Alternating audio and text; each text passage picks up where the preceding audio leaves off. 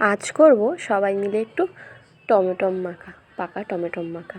তার জন্য একটু ধনেপাতাটা কুচিয়ে নিলাম আর কাঁচা লঙ্কাগুলো একটু থেঁতো করে নেব। তারপরে টমেটোগুলো কুচি করে তার মধ্যে একটু ধনেপাতা দিয়ে দেব আর বেশ পরিমাণ তেঁতুল দিয়ে দেব।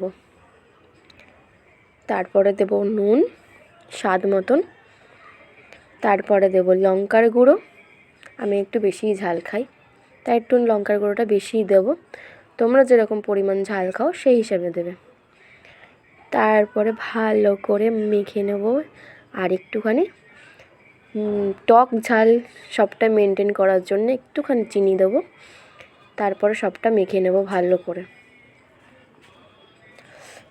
আমার তো মাখতে মাখতে জিভ দিয়ে জল চলে আসছিলো। বিশ্বাস করবে না, জাস্ট দারুণ হয়েছিল মাখাটা, পাকা টমেটো মাখা। একদিন তোমরাও করে খাও দুপুরবেলা। এই শীতের দিনেতে দুপুরবেলাতে এরকম জিনিস মাখা খেতে সত্যিই ভালো লাগে। আমার তো বেশ দারুণই লাগে। তোমাদের কেমন লাগে একটুখানি বলো।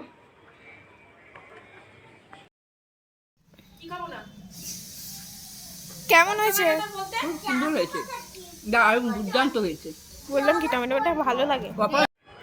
তো আমার দিদা শাশুড়ির মুখ থেকে তো শুনলে কেমন হয়েছে, আমিও বলছি দারুণ হয়েছে। একদিন তোমরাও বানিয়ে খেয়ে ফেলো, তোমরাও কমেন্টে বলো যে কেমন লাগলো খেতে।